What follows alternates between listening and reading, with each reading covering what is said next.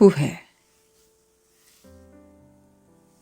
망대에서 싸발 할아버지라고 불리는 싸발 씨가 이제 막 자리에서 일어났다.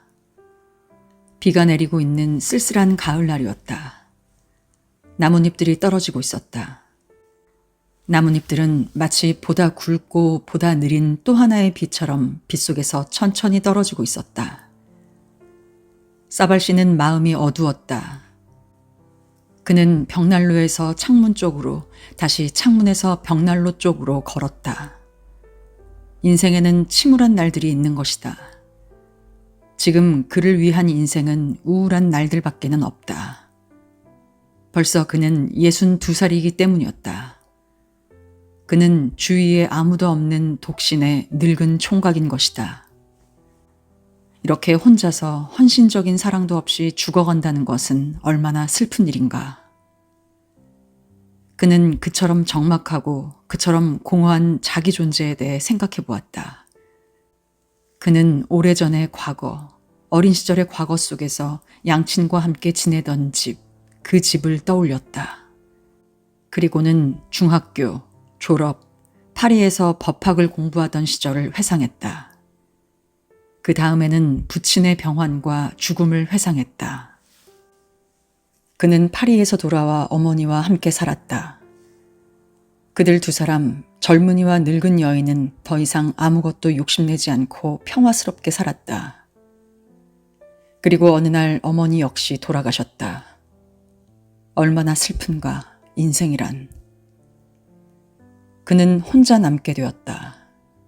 그리고 이제는 멀지 않아 그가 죽을 차례가 되었다. 그는 사라질 것이다. 그리고 끝이리라. 지상에는 볼사발 씨가 더는 존재하지 않게 되리라. 얼마나 무서운 일인가. 다른 사람들은 살아갈 것이고 서로 사랑할 것이고 웃을 것이다. 그렇다. 사람들은 즐길 것이고 그는 이제 더 이상 존재하지 않을 것이다. 죽음이라는 이 영원한 확실성 아래에서 웃고 즐기며 살아갈 수 있다는 것은 참으로 이상한 일이다.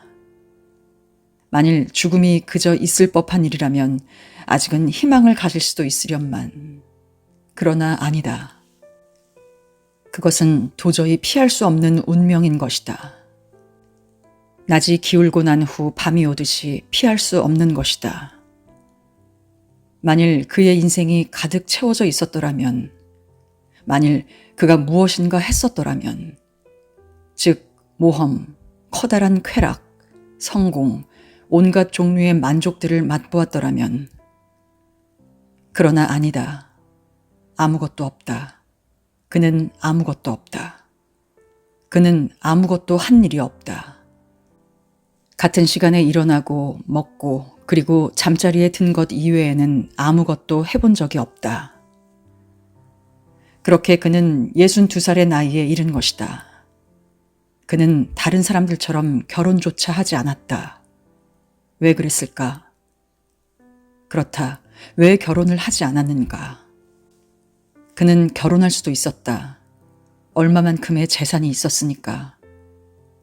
기회가 없었던 것일까? 어쩌면 그랬을지도 모른다. 그러나 사람들이 그 기회를 만들어 주었지 않은가? 그가 무관심했기 때문이다. 그뿐이다. 무관심은 그의 가장 커다란 병이었고 결점이었으며 고약함이었다. 얼마나 많은 사람들이 무관심이라는 것으로 해서 그들의 인생을 망치고 있는가. 어떠한 성격의 사람들에게는 일어나고 움직이고 거동하고 말하고 문제들을 연구하는 것은 매우 어려운 일이다. 그는 사랑을 받아본 적조차 없었다. 어떠한 여자도 충만한 사랑의 기쁨 속에서 그의 가슴에 기대어 잠든 적이 없었다. 그는 기다림의 감미로운 고뇌도, 꽉 잡은 손의 기막힌 떨림도, 격렬한 정열의 황홀함도 알지 못했다. 입술이 처음으로 포개어질 때, 네 개의 팔이 서로 껴안아 유일한 존재, 거의 미칠 지경이 된 두 개의 존재를 더할 나위 없이 행복한 하나의 존재로 만들 때 얼마나 가득한 행복감이 인간의 마음에 스며들 것인가. 사발 씨는 실내복을 입고 불에다 발을 쬐며 앉아 있었다. 물론 그의 인생은 실패했다. 완전히 실패했다. 그러나 그는 사랑했었다. 만사가 그렇듯이 그는 남몰래, 괴롭게, 그리고 안일하게 사랑을 했었다. 그는 옛 친구인 쌍드르 부인을 사랑했었는데 그녀는 그의 오랜 친구인 쌍드르의 부인이었다. 아, 그녀가 처녀일 때 알았더라면 확실히 그는 그녀에게 청혼했었을 텐데. 그러나 그는 그녀를 너무 늦게 만난 것이다. 그녀는 이미 결혼한 여자였던 것이다. 그러나 처음 만났을 때부터 끊임없이 그는 그녀를 얼마나 사랑했는지 모른다. 그는 그녀를 다시 만날 때마다 느꼈던 감동, 그녀와 헤어지면서 맛보았던 슬픔, 그녀에 대한 생각 때문에 잠 못 이루던 밤들을 떠올렸다. 그러나 그런 아침에는 언제나 밤보다는 약간 시들해진 연정으로 잠에서 깨어나곤 했다. 왜 그랬을까? 예전에 그녀는 참으로 예쁘고 상냥했으며 아름다운 금발에다 곱슬머리였고 웃기를 좋아하는 여자였다. 쌍드르는 그녀에게 필요한 남자는 아니었다. 그녀는 지금 58살이다. 그녀는 행복한 듯했다. 아, 예전에 그녀가 그를 사랑했었더라면, 그가 그 여자를, 쌍드르 부인을 그토록 사랑했었는데도 왜 그녀는 그를, 사바를 사랑하지 않았을까? 그저 그녀가 그 무엇을 알아차리기라도 했더라면 그녀는 아무것도 알아차리지 못하고 아무것도 느끼지 못하고 아무것도 이해하지 못했던 것일까? 그 당시에 그녀는 어떤 생각을 했을까? 만일 그가 사랑을 고백했었더라면 그녀는 어떤 대답을 했을까? 사발은 수많은 것들을 생각해 보았다. 자기 생애를 회상하였고 수많은 세세한 일들을 기억하기 위해서 애썼다. 쌍드르 부인이 그토록 젊고 매력적이었을 때 쌍드르네 집에서 트럼프 놀이 하던 긴 밤들이 모두 떠올랐다. 그녀가 그에게 말한 것들, 예전에 그녀가 지녔던 어조, 많은 것을 의미하던 소리 없이 잔잔하게 짓던 미소들을 생각해 보았다.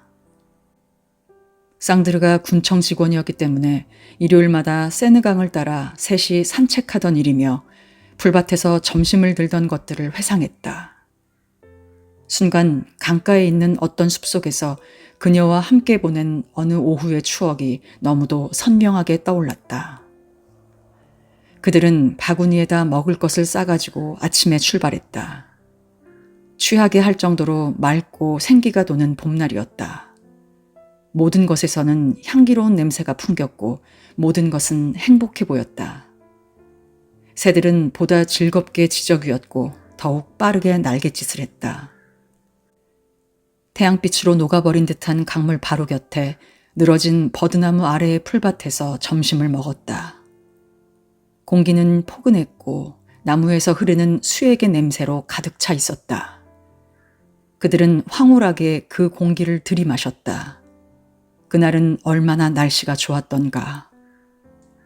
점심을 들고 나서 쌍드르는 벌렁 누워 잠이 들었다.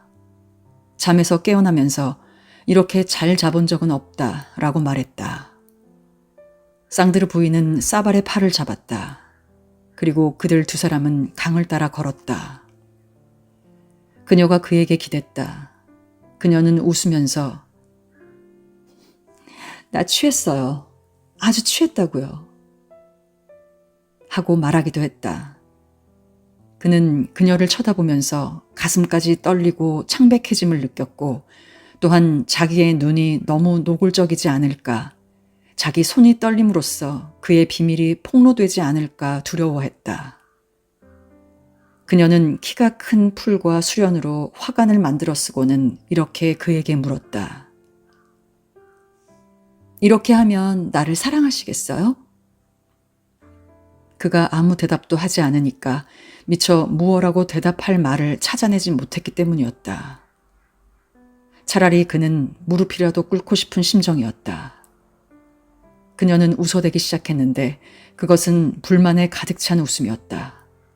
그리고는 바보, 적어도 무슨 말이라도 해야 하잖아요. 하고 정면으로 그에게 쏘아붙였다.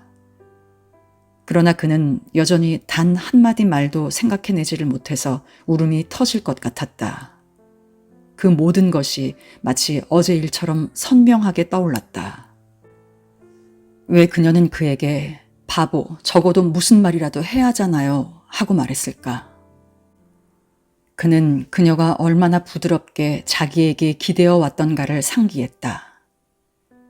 기울어진 나무 아래를 지나면서 그는 자기의 뺨에 그녀의 귀가 닿는 것을 느꼈다. 그는 이 접촉을 고의적인 것으로 오해받을까 두려워서 얼른 그녀로부터 물러섰다. 돌아가야 할 시간이 아닌가요? 하고 그가 말했을 때 그녀는 이상한 시선으로 바라보았다. 확실히 그녀는 이상야릇한 태도로 그를 쳐다보았었다. 그 당시는 전혀 몰랐지만 지금 그렇게 생각되어지는 것이었다. 좋도록 하세요. 피곤하시다면 그러죠, 뭐. 그래서 그는 이렇게 대답했다. 내가 피곤해서 그런 것은 아닙니다. 지금쯤 어쩌면 쌍드르가 깨어났을지도 몰라서요. 그러자 그녀는 어깨를 으쓱하면서 말했다. 남편이 깨었을까봐 걱정이시라면 별 문제지요. 돌아갑시다. 돌아가면서 그녀는 한마디 말이 없었다. 그리고 그의 팔에 기대지도 않았다. 왜 그랬을까? 이 왜라는 것을 그는 아직까지 자신에게 던져본 적이 없었다. 그는 이해하지 못했던 그 무엇을 이제 알게 된 것 같았다. 그렇다면 사발 씨는 얼굴이 붉어지는 것을 느꼈다. 그리고 30년 전에 젊은 쌍드르 부인이 당신을 사랑해요 하고 그에게 말하는 소리를 듣기라도 한 것처럼 깜짝 놀라 일어섰다. 그러한 일이 있을 수 있는 일일까? 그의 영혼 속에 방금 들어온 이 의혹이 그를 몹시 괴롭혔다. 그가 느끼지도 못하고 알아차리지도 못하다니 그럴 수 있는 것일까? 만일 그것이 사실이라면, 만일 그 행복을 붙잡지 않고 지나쳐 버렸다면. 그는 속으로 말했다. 난 알고 싶다. 이 의혹 속에 그대로 있을 순 없다. 난 알고 싶다. 그는 서둘러 옷을 입었다. 허둥지둥 옷을 챙겨 입었다. 그는 생각했다. 나는 62살이고 그녀는 58살이다. 그러니 아직도 그것을 그녀에게 물어볼 수가 있다. 그래서 그는 밖으로 나갔다. 쌍드레의 집은 길 맞은편, 거의 그의 집과 정면에 위치해 있었다. 그는 그곳에 이르렀다. 문 두드리는 쇳소리에 어린 하녀가 문을 열었다. 그녀는 그렇게 일찍 온 그를 보자 놀랐다. 이렇게 일찍 오시다니요, 사발 씨. 무슨 사고라도 있나요? 사발이 대답했다. 아니다, 얘야. 주인 마님에게 내가 당장에 말씀드리고 싶은 것이 있다고 가서 말하렴. 마님은 겨울용 배잼을 저장품으로 만들고 계세요. 화덕에서요. 아직 옷도 갈아입지 않으셨어요. 그래. 하지만 아주 중요한 일이라고 말씀드려라. 어린 하녀가 갔다. 사발은 안절부절 못하고 거실을 이리저리 서성댔다. 그러나 그는 조금도 거북스럽게 느껴지지 않았다. 그는 요리법이라도 물어보려는 것처럼 그녀에게 물어보려는 것이다. 그가 62살이기 때문이었다. 문이 열렸다. 그녀가 나타났다. 그녀는 이제 포동포동한 볼에 소리를 내어 웃어대는 크고 살찐 뚱뚱한 여자였다. 그녀는 몸에서 멀찍이 손을 벌리고 달콤한 과일즙이 끈적끈적 묻어있는 맨팔 위로 소매자락을 걷어붙이고 걸어왔다. 그녀가 불안스러운 표정으로 물었다. 어쩐 일이세요? 편찮은 것 아니세요? 그가 대답했다. 아니요, 부인. 그러나 나로서는 대단히 중요하고 또 내 마음을 몹시 괴롭히는 것에 대해 묻고 싶소. 솔직하게 대답해 주겠다고 약속해 주시겠소? 그녀가 미소를 지었다. 난 언제나 솔직하답니다. 말씀하세요. 좋소. 난 당신을 처음 보았던 날부터 당신을 사랑했었소. 그걸 알고 있었소. 그녀는 옛날의 그 억양과 같은 말투로 웃으면서 대답했다. 바보. 난 첫날부터 그걸 알고 있었는걸요. 사발은 떨기 시작했다. 더듬거리며 말했다. 그걸 알고 있었다고요? 그럼... 그리고 입을 다물었다. 그녀가 물었다. 그럼이라뇨? 그가 대답했다. 그럼 어떻게 생각했었소? 뭐라고 당신은 대답했을까요? 그녀는 더욱 높은 소리로 웃었다. 몇 방울의 과일 시럽이 그녀의 손가락 끝에서 흘러 마룻바닥 위로 떨어져 내렸다. 내가요? 하지만 당신은 내게 아무것도 묻지 않았는걸요. 대답을 해야 할 사람은 내가 아니었잖아요. 그러자 그가 그녀를 향해 한 걸음 다가갔다. 말해주세요. 말해주세요. 쌍드르가 점심을 먹고 나서 풀밭 위에서 잠이 들었던 그날, 우리가 함께 구부러진 길에 끝까지 걸어갔던 그날이 생각나시겠지요? 그는 기다렸다. 그녀는 웃음을 멈추고 잠시 그의 눈을 뚫어져라 쳐다보았다. 그럼요, 생각납니다. 그는 떨면서 다시 말을 이었다. 그럼 그날 만일 내가 대담했더라면 당신은 어떻게 했을까요? 그녀는 아무 후회가 없는 행복한 여자로서의 미소를 지었다. 그리고 솔직하게 아이러니가 섞인 분명한 목소리로 대답했다. 굴복했겠지요. 그리고 나서는 발꿈치를 돌려 다시 잼을 만들기 위해서 사라졌다. 사발은 천재지변을 당하기라도 한 것처럼 거의 어리빠져 길로 나왔다. 그는 비가 내리고 있었는데도 큰 걸음걸이로 앞만을 똑바로 바라보며 걸어갔고 자기가 어디로 가고 있는지도 생각지 않고 강 쪽으로 내려갔다. 높다란 뚝에 이르자 그는 오른쪽으로 돌아 뚝을 따라갔다. 마치 본능에 떠밀려 가듯이 오랫동안 걸었다. 옷은 빗물에 홍건이 젖었고 넝마 조각처럼 물렁물렁해진 일그러진 모자에서 처마에서처럼 빗물이 방울져 떨어졌다. 그는 앞으로 여전히 걸어가고 있었다. 그리고 옛 추억이 마음을 몹시 괴롭히는 아득한 옛날에 그들이 점심을 먹었던 그 장소에 서 있었다. 그는 벌거벗은 나무 아래에 앉았다. 그리고 회한의 눈물을 흘렸다.